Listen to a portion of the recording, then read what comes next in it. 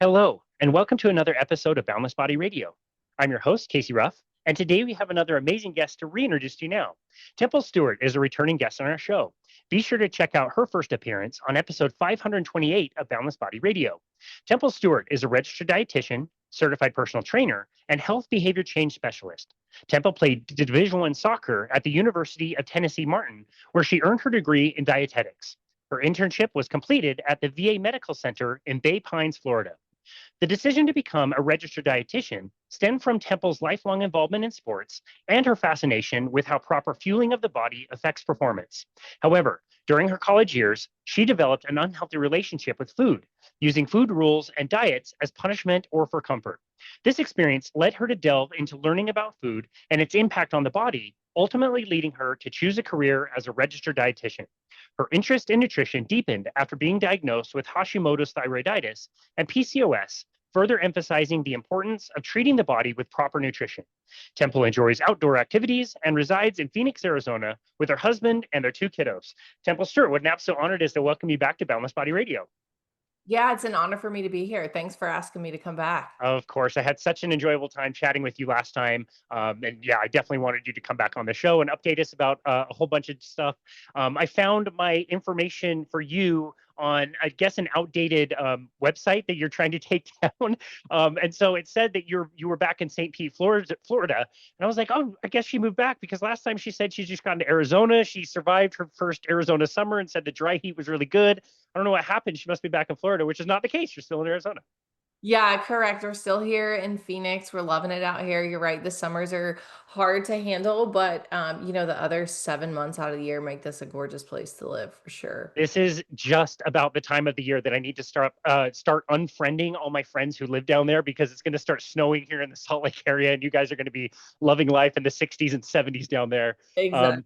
it is funny though, like anywhere you travel that's a different climate, you can definitely pick out where the locals are, like the people that live in Toronto and can walk around in shorts in the wintertime.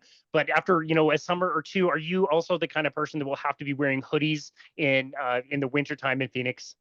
Oh, for sure. Yeah, it's embarrassing. I feel embarrassed to even turn on the heater when I'm here because I know it's just not like that anywhere else. But yeah, that's me. Your blood changes fast. Who knows? I don't know what's going on with that. Yeah, exactly. Thin skin for sure. Yeah, we will make fun of you, but we would be exactly the same if we had lived down there for as long as you do. We would definitely adapt as well. And then kind of cool. The day that we're recording this episode is actually 2 years to the day that we dropped our last episode. October 2nd was the last time that you were on the show. So to the day, pretty cool. Wow. Yeah, 2 years ago. It doesn't feel like it's been that long, but I guess it has. Yeah, yeah, time flies for sure. Yeah. And one more Phoenix question. You guys, the video of this was insane. How was that dust storm? Did you guys get hit by that dust storm that flew through the summer? Yeah, there were actually like four back to back. I'm not sure which video you saw, but I'm in kind of the east away from the city. And so I don't think it hits us any harder, but you can certainly see it coming from further away. And so, yeah, both my husband and I have insane looking pictures of this just wall of dust. It's honestly kind of a pain because your cars get just so dusty. Everything's just covered in dust. Your house gets dirty. I prefer rain if it were my choice, but yeah, we had a very interesting dust monsoon season this year in 2025. It was kind of wild.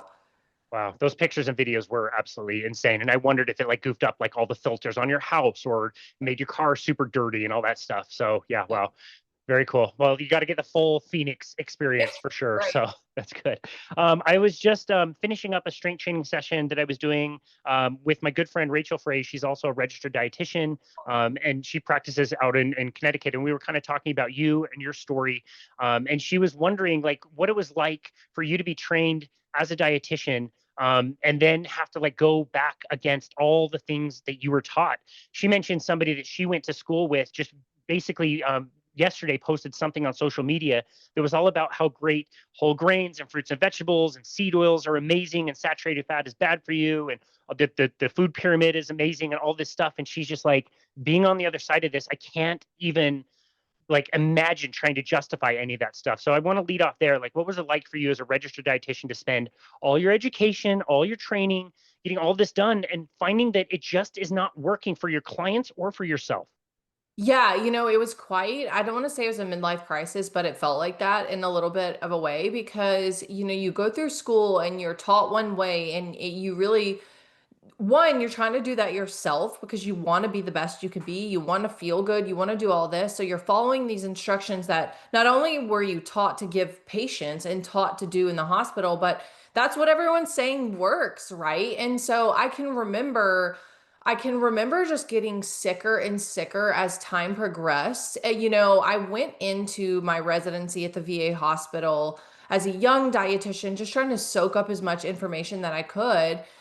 Pretty naive, but and really trying to help my patients. I can remember like I really, and I still feel this way. I deeply care about the people that I work with, mostly because I know what it feels like to be on the other side of sickness. I know what it feels like to have chronic health disease. And so I just remember feeling so frustrated with these recommendations. I remember doing the whole grains. I remember printing out all this paper and all these meal plans and all these ideas to give to my patients with type 2 diabetes, thinking in my head, like, this is really going to be helpful. And that same patient would come back 3 months later with, double the A1C and put on 45 pounds. So it just became this endless cycle of frustration, not only for me when I was trying to help my clients, but also my own health was really, really, really going down the drain. And honestly, I tell a lot of people ask me if you knew what you knew now, would you go back and still become a dietitian? The answer to that question would always be yes, because I think that that's what propelled me into this space and gave me an actual voice. But I do know that that came with a bit of a cost. One, my health really suffered for years. But yes, I would do it all over again. I would just immediately start out of the gate doing things completely different. And I say that I really only practiced as a traditional dietitian for probably a year and a half when I started to switch. But I'm really blessed, and I consider myself thankful for the journey that I went on with my own health because I don't think I would have came out so strong against traditional dietitian teaching and standards had I not suffered as much as I suffered in my young early 20s as a brand new dietitian. I don't know that I would have ever flipped the script and decided to speak out against what we were taught and what I learned, and ultimately led me to practice completely different than what I used to.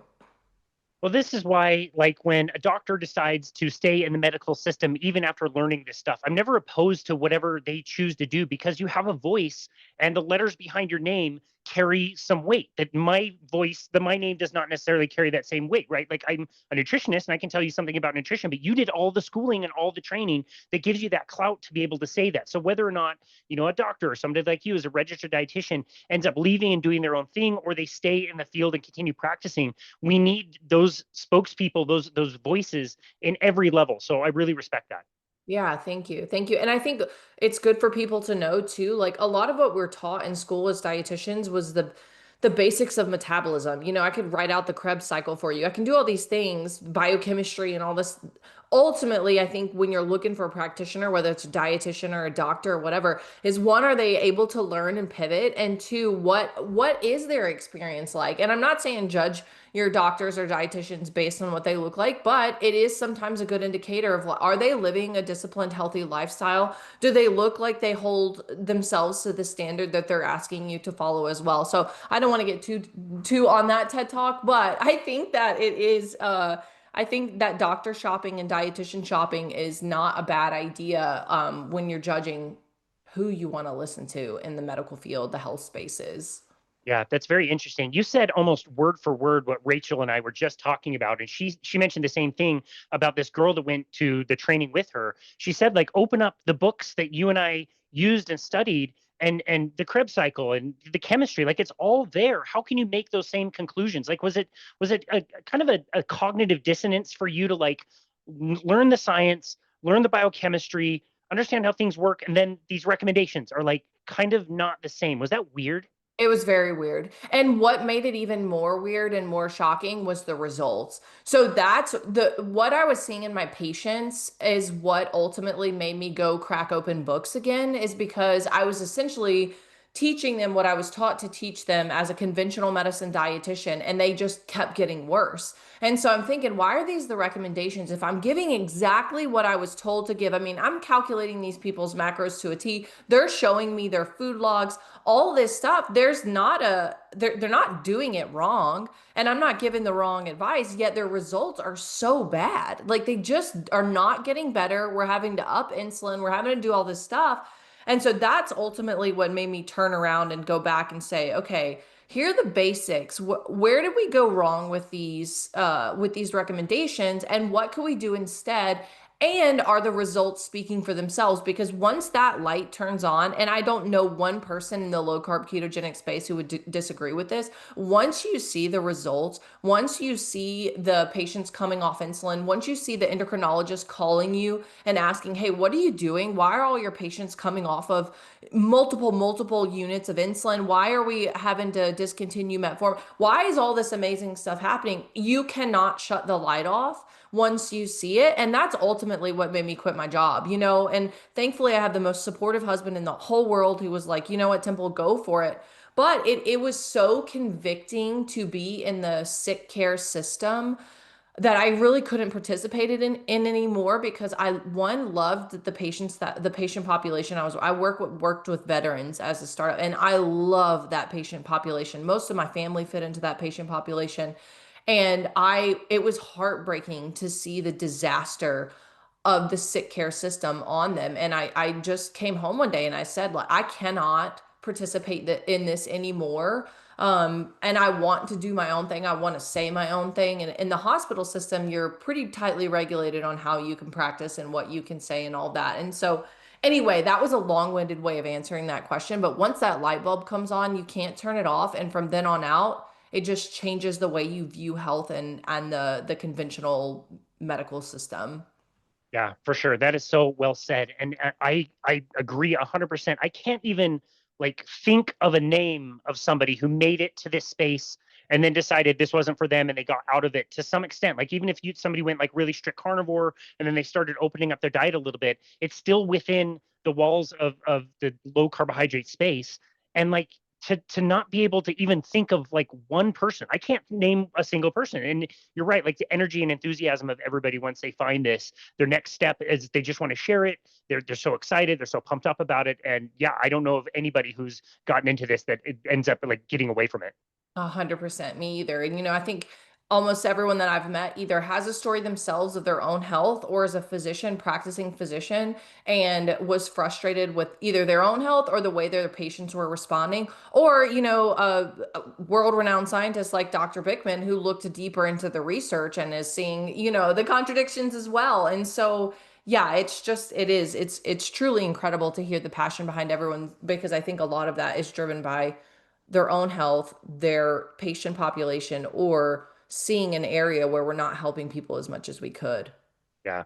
It's like at this point, if it were a fad, like so many of us would have stopped doing it. If this were bad for your heart, where are the bodies of all the Sean Bakers and Ben Bickmans and all the people that have been doing this for so long? Where are the bodies piling up with heart attacks? You just don't ever hear of it or see anything along those lines. You don't. And one of the other things too is I would add fertility to that list. That was really the defining, not the defining, but that was really the one thing where I cared about my weight because I was pushing 200 something plus pounds, but I was really desperate for a baby. Like that was my dream. I want to be a mom. I want to have a bunch of kids. Like I want to do all this. And I couldn't get pregnant, and I was 21. Like what is happening, And so yes, the bodies and then the results again, like I didn't mean to become a bit of a pregnancy niche, but by doing keto and weight loss, have become, I've had 60 plus clients get pregnant that have come to me for weight loss or PCOS symptoms, and it's just like, wow, it's amazing what your body can do when you give it the right nutrition. And like you said, the results speak for themselves. We're not having people keeling over of, heart attacks and all these other things. And so it really is incredible. That's amazing. Okay, I definitely want to talk about the fertility journey that you've had and you've helped other people along. That must be so absolutely gratifying for you.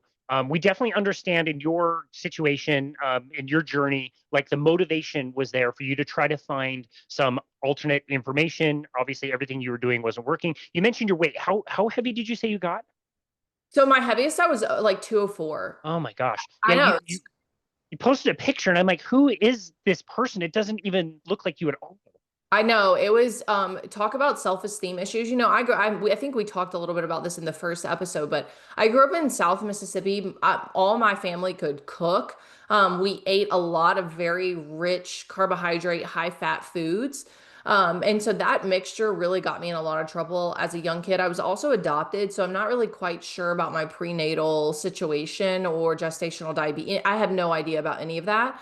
But I was a heavy kid my whole life. Now I was really athletic, which helped, I think, kind of combat some of it growing up. But yeah, I my heaviest, I'm 5'9", so 204 was pretty high for me, and I just felt it. I felt it in everything. I hated taking pictures. I'm 21 years old at the funnest part of your life in a lot of ways, or kind of optimal health, and it's probably the worst health I'd ever been in. 204, I was pre-diabetic, I had high blood pressure, I barely had a period. I mean, I would go 9 months without having a cycle, which for anybody out there knows that a woman's cycle is like a window to their health in terms of what's going on. So I was just a wreck. I was a total train wreck. I never took a fasting insulin until I read Dr. Bickman's book, but I would have guessed it was well over what it should be, just because my A1C was pre-diabetic. So we know at that point I was having responses.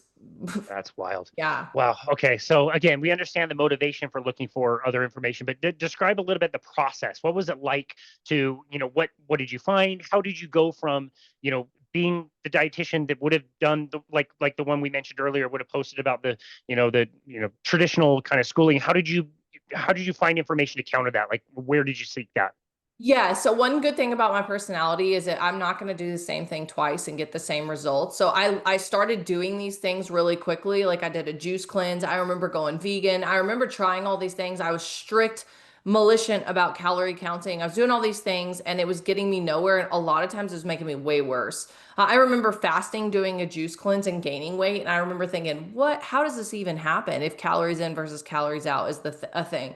So I remember starting to dig. I started just searching alternative diets. I remember getting thrown Atkins a lot. I remember South Beach and getting kind of those buzzwords popping up. I just kept digging and kept digging. And the first book, and I don't know if it was the title that hooked me in that I read, was The Obesity Code. That was the first one. And so that was really what got my mind ticking on to insulin resistance, lower carb, and the mechanism behind weight loss. And that's when I started looking at some of the research, these same calorie diets, but one is lower in carbohydrate, and these people are losing a lot more weight. So that started me digging in terms of looking at not just focusing on calories. So once I kind of entered that stage of like, okay, maybe calories aren't all that matter. I read The Obesity Code. Then the next book I got my hands on was Dr. Bickman, Why We Get Sick, which I think I've mentioned before. I usually mention it in every podcast because that one really was what was so transformational for me, because he laid out the science so well and it was so easy to read that it made sense in my mind as a dietitian. I was like, okay, well, I can get behind this. There's tons of research and meta-analyses and all this good peer-reviewed science. Why has this not ever been brought up to me? And so that's really what kind of, I would say, was the transformational point and pivotal moment for me to go low carb. And then I went low carb keto, and within the first month, not only did my cycle return, but I lost a tremendous amount of weight. And I remember thinking, I have never seen somebody lose that much weight in the first month. And it wasn't just, obviously, with keto, there's a little bit of water weight in the beginning as well. And then, so I just felt so good. I could not deny it at that point. And the funniest thing is that I knew a lot of my colleagues at the time were pretty adamant against keto. I'd heard people talking bad about it. I've heard all these other things. So I remember thinking in my head, I'm not going to tell anybody what I'm doing. I'm not going to tell anyone, even though I'm getting these massive results. And it wasn't much longer before I was like, well, here goes that light bulb that I keep talking about. And now I can't shut up about it. Now I'm going to create an Instagram about it. And so it kind of escalated from there. But, within the first couple weeks, and I know this, most people are so blown away by how good they feel. it becomes less about having to talk them into even trying it because they feel so good. Totally. Yeah, totally. Even if the weight loss process takes a little bit longer than they think, they don't even care. It's the only diet where people just don't care anymore because they're noticing so many other benefits. And it's a good thing that you're such an early adopter because you snagged like the very best Instagram handle ever. So good job. I know. I've seen a lot of them pop up, so it worked well for me. That was great. Good That's move. funny. Good move. Okay, so before we go any further and get into the fertility aspect of things, since you're such an expert in this and the resources that you mentioned, I don't think you could do any better than Dr. Fun and Dr. Bickman. Both wrote amazing books. Yeah. Can you describe the process of insulin resistance? It's something that I love asking about because everybody seems to have their own flavor of how they like to explain it. And this is absolutely something you're an expert in. Yeah, so it's obviously insulin's the hormone that controls the blood glucose levels in your body. I mean, it has a zillion different other jobs, but it is so important for regulation of blood glucose and storage, right? So it's very, very important that we keep our insulin levels in check because when they are too high, and what causes them to be too high is higher blood glucose levels.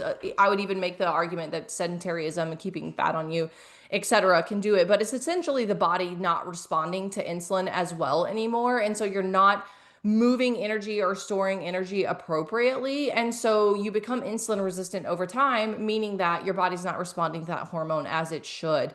And the biggest issue with that, and what I try to tell people, is once you get into an insulin resistant state, it's very hard to use stored energy as you should. It's very hard to use fat appropriately and burn it for fuel. And so that's the biggest thing when we talk about insulin resistance in regards to weight, in regards to now PCOS, it's a bit of a different case because it causes a whole mess of a hormonal cascade.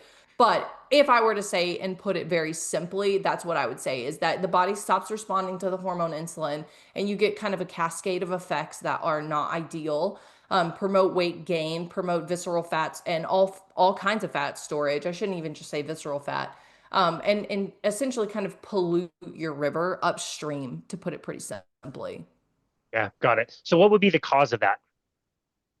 Poor diet, for sure. Too many carbohydrates, sending blood glucose too high for too long, and then your body is trying to send out insulin to handle this high level of blood glucose, and you do that so much so often that your body just gets used to or doesn't respond to the hormone insulin anymore. I would make the argument that just constant eating is a problem. I think we live in a society that food is available all the time, from the moment we wake up to the moment we go to sleep. You know, sometimes people are only fasting for a couple hours at night.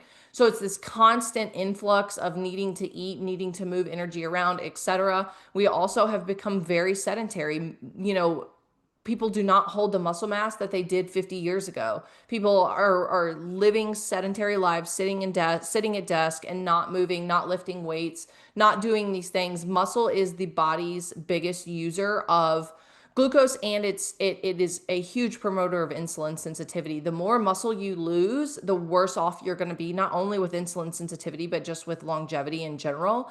And so that is another one, as we lose muscle mass. It's probably one of my bigger worries with using the GLP-1s and the way that we've used them. I'm not against them. I think that that is one of the worries that comes alongside them. And so I would say that too. So frequent eating, muscle mass, I think there is genetic components. I think something a lot of people don't talk about is environmental exposures in terms of air pollution, in terms of the plastics that we're exposed to, the fragrances, the endocrine disruptors. I certainly don't think any of that stuff helps. And so I think that that's another added layer that we need to be cautious with is especially women. There's estimates that we rub anywhere between 200 to 250 chemicals on our body a day that are potential endocrine disruptors. And so I think that I would be amiss if I didn't say that as well. But I think the biggest one for sure is what we're putting into our bodies. And one, it's high sugar, high carb, high starch, very high glycemic index, or hits your bloodstream very quickly, sends blood glucose very high. And then we just lack the muscle mass to handle it. We're sedentary. We don't burn the calories we used to. So anyway, that was a bit of a rant on that one. But those are the causes, I think, and the biggest ones that we can address for sure. Oh, that's perfect. And I think of all the things you said, the one word I really want to highlight is availability. You and I and you know our partners, we love to do stuff outside. We're always outside, trying to be outside. We're at the time of the year that so many things are growing, things are ripe, whatever. There is just such like there's hardly anything that you ever seem to find anywhere that you can eat if you're out on a natural landscape, even in warm climates and places that get lots of water. And like it's so exceedingly rare that you ever find it. Like I told you last time, I believe, or maybe I told Dr. Mickey Bendor, I told one of you, in my neighborhood, there's like 3 fruit trees in my entire neighborhood that I know of. And they're like, fruit is tiny, it's available, it's gone, it's picked out by the insects and the birds and all this other stuff. Like if you wanted to live on that, you could maybe have calories for like 2 days. It's Yeah. crazy. It is crazy. It is crazy. And as a society, we've really lost our way with food behaviors. I mean, we're teaching kids from before they can even speak that we were bored with food. And so it's just this constant weird dopamine cycle that we put infants in, I mean, to a degree, and small children in this reward dopamine mess, and it's really messing people up. But yeah, I completely agree. Everything centers around food. But in reality, that's not how we used to live. We used to have to really work for it, really work for it. And so yeah, it certainly creates a problem for Yeah, sure. interesting. Okay, so we talked about insulin resistance, and you said that PCOS is a little bit more complicated than that. So let's get into that. How has insulin resistance, how is that related to PCOS, and how does that help you like treat all or help all your people with that? Yeah, so I like to, if I was talking about PCOS really simply, I would say it's diabetes of the ovaries. So it's just a way that insulin resistance affects women differently. And so it's upwards estimates of upwards of 80% of PCOS are caused by insulin resistant, or 80% of women have insulin resistance. And this includes not if you're overweight as well. So there's a lot of what we call like thin or lean PCOS. And so that's really problematic. And what's more problematic is that we don't treat PCOS with first line diet therapy, which we really should, because you can give medication all day and all night, but if we're not treating this insulin resistant issue, it's very hard to get the hormones back in line. So one, insulin directly signals the theca cells in the ovaries to produce more androgens. So that's where these women with PCOS are going to start getting these androgenic symptoms, too much androgen. So they start to get like deep cystic acne. They get hair where they shouldn't get hair. They lose hair in like a male balding pattern. LH synergy, so high insulin really makes like the ovaries more sensitive to LH. So you get this, like gas to a fire with more androgen production. It suppresses sex hormone binding globulin. So it just is a mess. It causes all these irregular cycles. It'll cause you not to ovulate. It'll give you this hormonal profile that's like fitting of a man. It'll give you acne, hair growth, all the things. It also gives PCOS women a fat storage bias, which this happens with anyone with insulin resistance, but high insulin keeps that fat locked in. You can't use it. It messes with hunger signals, so it can mess with ghrelin and leptin. It also will keep women with PCOS in an inflammatory loop. So you'll start to see high CRPs with these women too, which obviously worsens insulin resistance long term. So it just causes the hormonal cascade of a woman's cycle, a female cycle, to just be totally messed up. And so that is why it's the leading cause of infertility.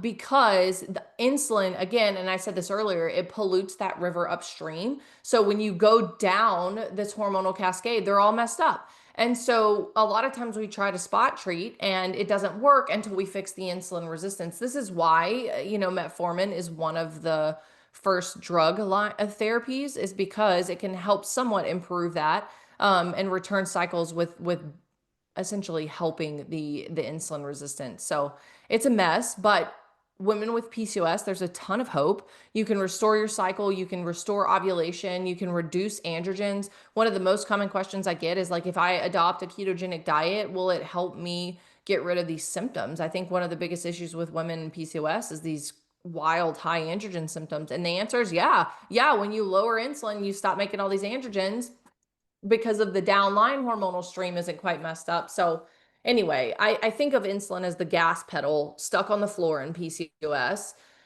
and you pump a ton of testosterone out, you store a ton of fat, and the solution is fixing the insulin first. Yeah, wow. With everything you were describing, which all sounds very terrible, to have any one of those things sound bad, to have all of them is absolutely awful. To think that a majority of women are probably dealing with some degree of that, since everybody is so insulin resistant, is terrible to think about. And I was going to ask, is there any symptom that you see that doesn't get cleared up when somebody can address the diet and address the insulin in their body?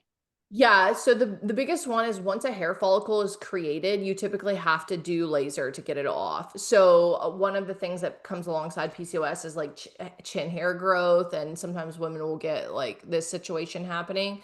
Once that hair follicle is there, you can slow the growth very like a lot, but it doesn't necessarily go away. And so that is one thing I encourage people, take action now so that you don't grow more hair follicles. But usually, yeah, you do need to get once that hair follicle is created, you do need to get that lasered to not have that regrowth. Now, you can slow it down tremendously by getting rid of insulin because then you take away the androgens.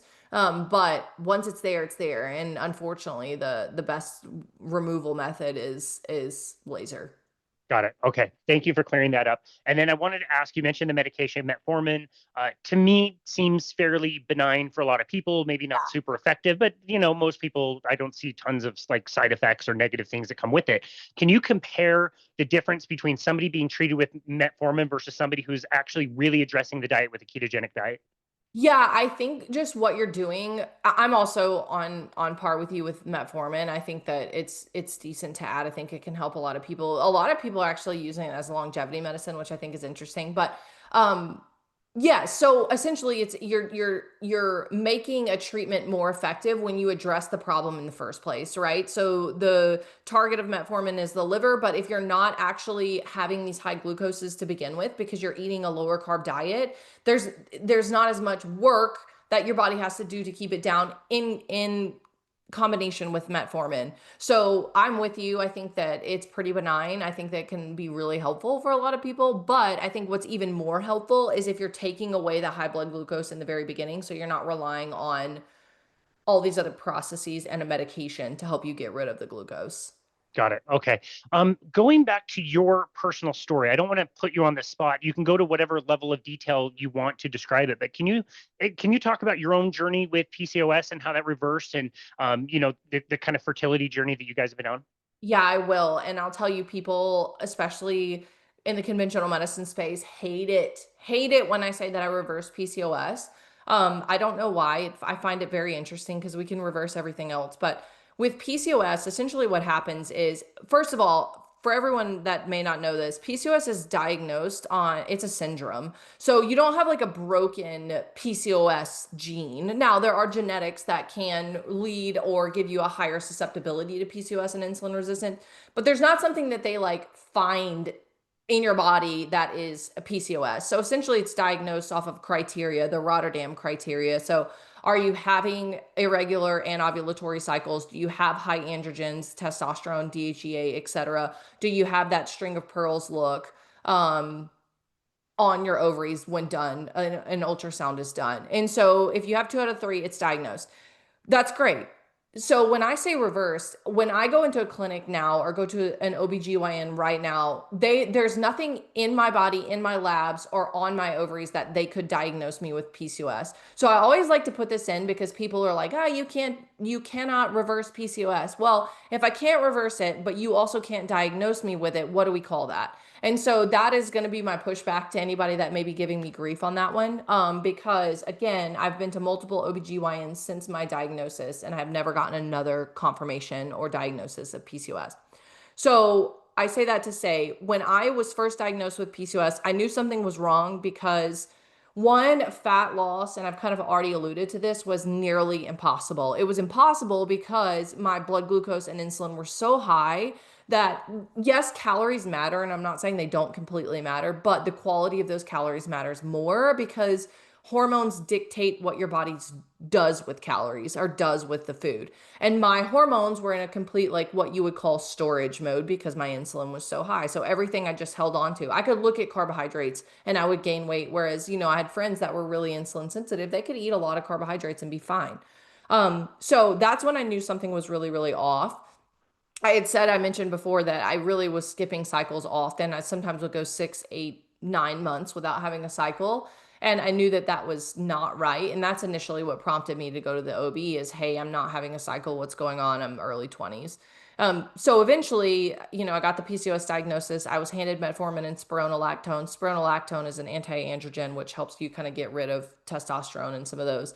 I took both of them, which was fine, for a while, but ultimately it was what changed my PCOS was when I went keto, low carb, and I actually was incorporating quite a bit of intermittent fasting in the very beginning as well.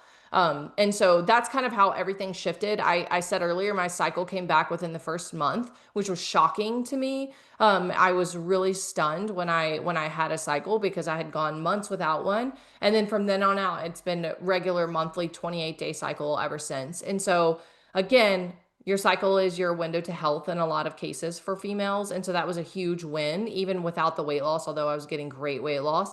The cycle returning was a huge win and confirmation for me to understand that I was on the right track. That is ultimately kind of what did it in was when my cycle completely came back. I remember thinking in my head, okay, if this is so bad, why is it working so good? It's amazing.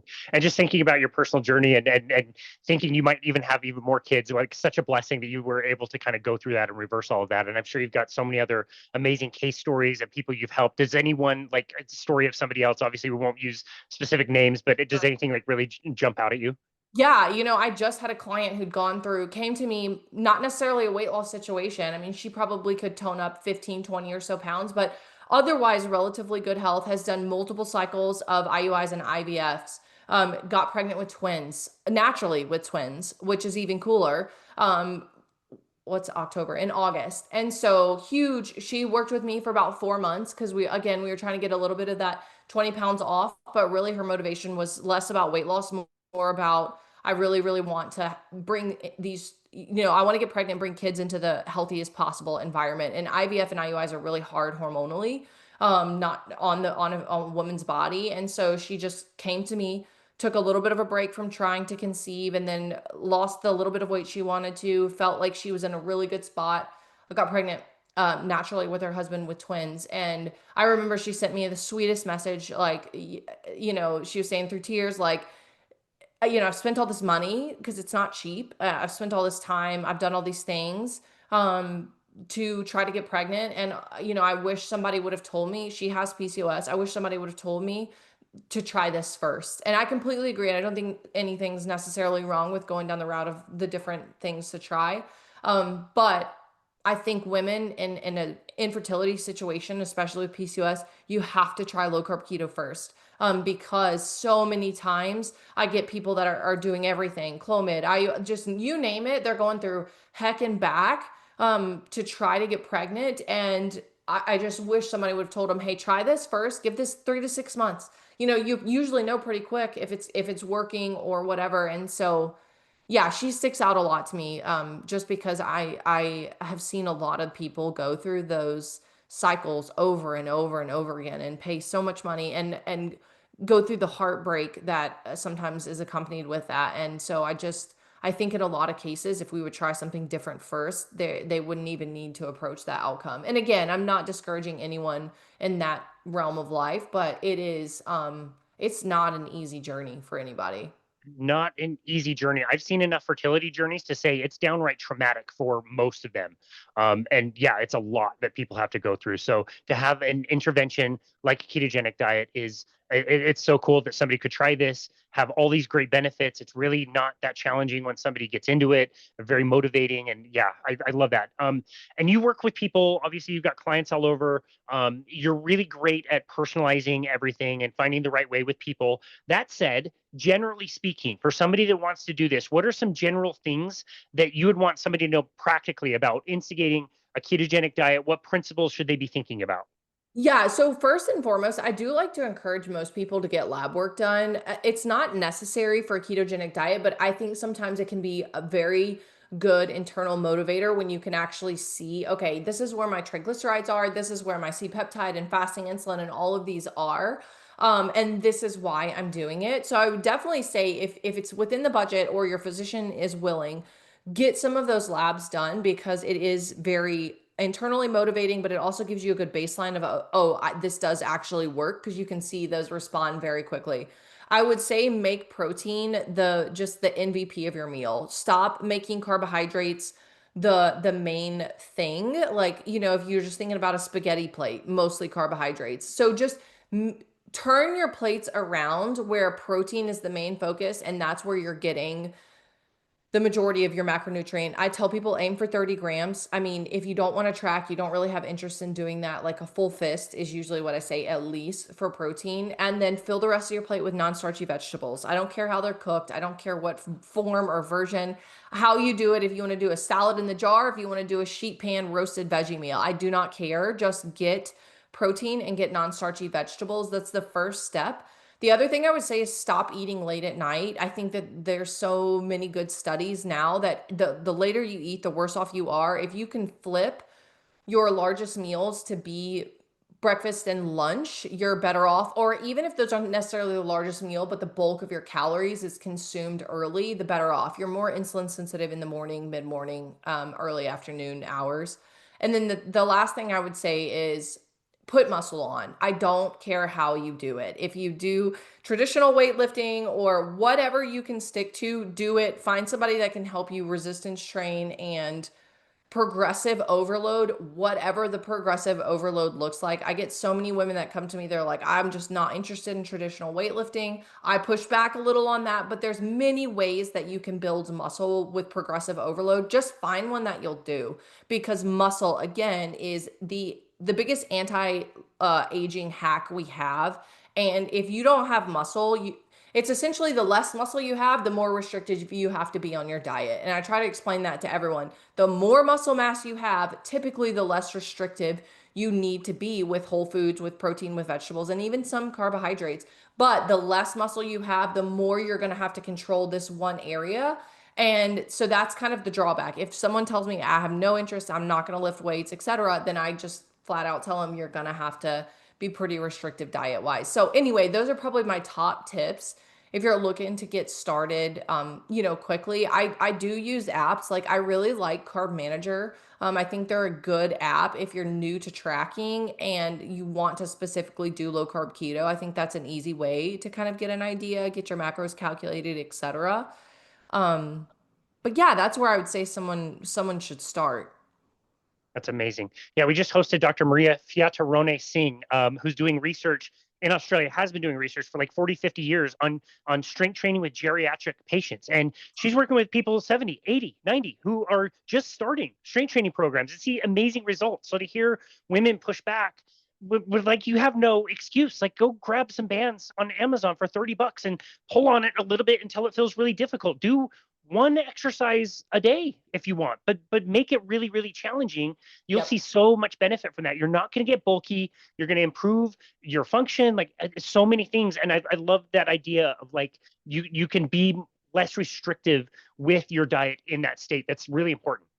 Yeah, you really can. And anybody who's ever worn a CGM will see that. The more muscle that you have, your blood glucose does not deviate near as much if you have carbohydrates as if you are sedentary, or even if you're like a cardio queen and only doing cardio, you still tend to see a bit of a spike versus the more muscle mass you have. It's just it Yeah. uses glucose so well.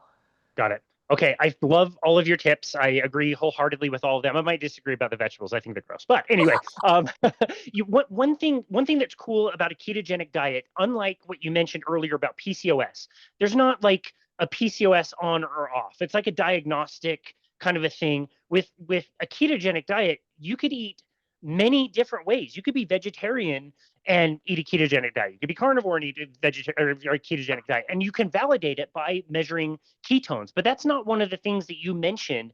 It's having some way to track ketones. Tell us why that's not such a high priority for you. I think it just is a level of data that some people get really a little too hung up on. I would rather somebody watch their blood glucose and their ketones, and somebody may get mad at me about that. Because there's so many factors that I think can affect ketones, including testing time. That it just, I find that you're not necessarily going to see faster results if you're in a deeper state of ketosis. Now, there are definitely reasons we want people in deep states of ketosis, whether we're treating therapeutic malignancies or neurodegenerative disease or something like that. Totally not speaking to that crowd. But I just find that when I counsel, and I do incorporate it in my program, I explain how to do it. I use a Keto Mojo. Blood is really gold standard, all these other things. I just don't want people to hyper focus on the number when they're seeing fantastic results. I'll have people losing 4 pounds a week and they're coming to me desperate because their ketones aren't getting above 1.5. And it's like, okay, we're totally missing the ball here. Like, you're doing great. Let's not beat yourself up because the number's not exactly where you want it. And sometimes it takes a little bit of time, right? And so I just find that ketones are very finicky. Now, in cases where I need them to be high, I will track them. I am so looking forward to the day that they come out with a very accurate continuous ketone monitor. I think that will be really cool. I know they have one or two on the market now, but I've heard some things about the accuracy of it. If you know better than me, please say it. But I am waiting on that. I think that will be a good addition to this whole Yeah. journey. That would be amazing. And I loved your tips to help somebody along. I have a client in particular that wanted to go down this space, wanted to try to eat this way. I got her some meals from like Diet Doctor and just some like ideas of what she could do. And she's really struggling with a lot of them and finding that she's making, having to make multiple meals, a meal for herself. Her kids won't eat it. So she's got to make something different. So I like your tips and helping people understand that you have a plate. You're probably already doing a lot of things really well. It's just a shift in focus. Just try to shift your focus. That seems like a really practical way to help people out. Yeah, and especially with families, I find this a lot, that exact scenario that you're saying. And I tell people, don't create multiple meals. You're going to get so burnt out so fast. That is not realistic. I tell people, focus it around the protein. Like, there are like four things that are safe foods for me and my kids in terms of I know they will eat. And so then just build it around those four proteins and then cook them different ways or have them for different meals or whatever. But for moms with kids, I think the best way to go about it in terms of like not getting totally burnt out on dieting is really pick a protein that you know your kids will eat, and then pick a side that you may know they'll eat, or but really it's for you, and then have one that's kind of for them. So there you have two sides and your protein, and it can kind of go shift either way. And then also, just for all the families and the moms listening, it's good to introduce your kids to new foods anyway. So like, use that as an encouragement as well, as like, yeah, they may not like it at first, but it takes about 7 to 12 times for a kid to be introduced to a new food before they'll eat it anyway. So you can kind of justify, all right, I'm going to make this for me. I know I like this, but my kids are going to have to look at the asparagus on their plate for tonight's dinner, and it's good for them, honestly. Yeah, no, I love that. That's great. And then I did want to ask you something we kind of alluded to earlier, but doing this long term, any tips or tricks for somebody to stay on the bandwagon for long term, and is it safe to be able to do that? Yes, totally safe would be my answer. There's no real good high quality research that shows a well formulated ketogenic diet is dangerous. There are some things with bone mass and things like that, but they're highly diseased states, and I could go on and on. But yes, overall it's extremely safe. The one thing I would say too is, for people, the vast majority, 99% of people that are following this are not following this in a state where they need to be in ketosis 24/7. So a lot of people think like, oh, I'm doing keto, I've done it for 10 years. But the reality is you've kind of done it off and on for 10 years. Like, this is my 7th year of being keto. There have been weeks, maybe even months, that I haven't been in huge amounts of ketosis. I say that to say, be flexible with yourself. I am certainly not saying go all the way back to eating a high carbohydrate standard American diet, but there have been seasons of my life, and even women, in terms of your cycle, that you may have a piece of fruit or two, and do not beat yourself up over carbs. I don't think carbs themselves are inherently the devil. I think what we have gotten to is this place where most of us can't tolerate a lot of them well, and we can't tolerate them in ultra processed, highly palpable forms. And so it's really like, if you're eating something with carbohydrates in it and it's a whole food, it's not going to be the end of the world. And so don't think of your life as on and off keto. I more so think of myself like shifting pattern, kind of a flexible keto state of like, my goal is to eat real whole food, protein centric diet. And if I'm doing that, I'm happy. Even if that may look like more plant focused for one season of my life, even if that may be more carnivore for one season of my life. I think being willing and open to ebb and flow a little bit, especially according to lab work, is the best way to be when you're going about this. Is just let's get rid of the like dogmatism and the rigidity, and like it's gonna be fine. Especially if you've met your goal weight, if you have a lot of muscle mass, if your labs look really good, you can kind of afford a little bit of flexibility there. Now, if that's not you, then yeah, you may need to stay a little bit more strict. But I don't know if that answered your question. I think, Totally. yeah, I hope so. I just want people to be a little bit less rigid. You're not on or Totally. off all the time, if that makes I sense. love that. Yeah, no, I think that's great advice. And the last thing I wanted to ask you is within the walls of your home, what have you noticed about obviously you're doing this way of eating, your family's going to come along with you. How has this affected your husband and your kids? Great question. I'm glad you asked this. One, I would say my kids are markedly healthier than their peers in a lot of ways. My kids are almost never sick. My kids don't really ever miss school for sicknesses. I will say one little added detail. My husband and I were foster parents for a long time in Florida. And so we got a lot of kids in and out of our home a lot. And I will tell you one thing that I noticed almost immediately is behavior change. So we would be told, hey, this kid has X, Y, and Z behavior. They're extremely hard to manage. Just warning you that they do, they light stuff on fire, whatever. And you change their diet, and none of that existed. Now, I'm not saying that's the case all the time, but the behavioral things that a lot of these kids were told to us resolved within 2 to 3 days of eating real food. And so that is a huge, huge plus for families is like your kids' behavior can change. Your kids can feel healthy. My kids will almost always have a couple boiled eggs before they go to bed at night. Like they choose real food on their own because my oldest is 7. Like we explained to her, I try my hardest not to be good or bad foods, but the foods we keep in my house, I always tell my kids the benefits. This X, Y, and Z does this. This one's good for your brain. This one's good for your eye health. This one keeps your blood sugar stable. I try to highlight the importance of whole food. And so I would say one, my kids are noticeably less sick than their peers. Two, neither of my kids have behavioral issues, normal kid stuff. But my 7-year-old has got a history of trauma and things like that because she was in the system. So she's just blossomed, done incredible. So anyway, it's worth a try with kids. Now, my kids aren't ketogenic per se, but they eat a mostly protein diet, and fruit essentially occasionally.